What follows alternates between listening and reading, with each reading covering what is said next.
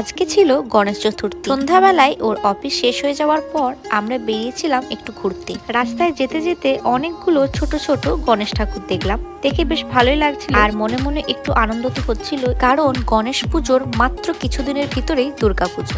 বাইকে এসেছি মানে হেলমেট তো পরতেই হবে। তো দেখুন হেলমেট পরে আমার চুলটা কি বাজে অবস্থা। ক্যামেরাটা অন করতেই নিজেকে দেখে মনে পড়লো যে আমি তো লিপস্টিক লাগাতেই ভুলে গেছি। বাড়ি থেকে বেরোই তখন আমার একদম মনে ছিল না। নিজের ক্যামেরাটা অন করতেই দেখলাম যে বাবা লিপস্টিক লাগানো হয়। তো আমরা খবর পেলাম সল্টলেকে অনেক বড় করে গণেশ পুজো, জন্য আমরা বেরিয়ে ঘুরতে ঘুরতে চলে এসেছিলাম সল্টলেকে।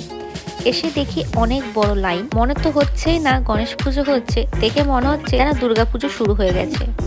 আর ঢোকার সময়তে যে লাইনটা দেখলে সেটা ছিল প্রসাদের। চলো এরপর হাঁটতে হাঁটতে সামনের দিকে এগিয়ে যায়।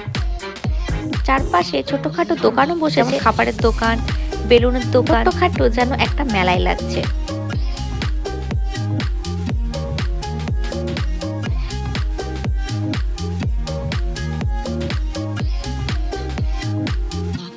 ভিড় সামলে একটু একটু করে এগিয়ে যাচ্ছি সামনের দিকে, আর গিয়ে দেখি বিশাল বড় একটা গণেশের মূর্তি। কেমন লাগছে গণেশ বাবাজিকে দেখে জানাবেন তো। আজকের ব্লগটা এ পর্যন্তই, দেখা হবে অন্য ব্লগে তোমাদের সাথে। Bye bye.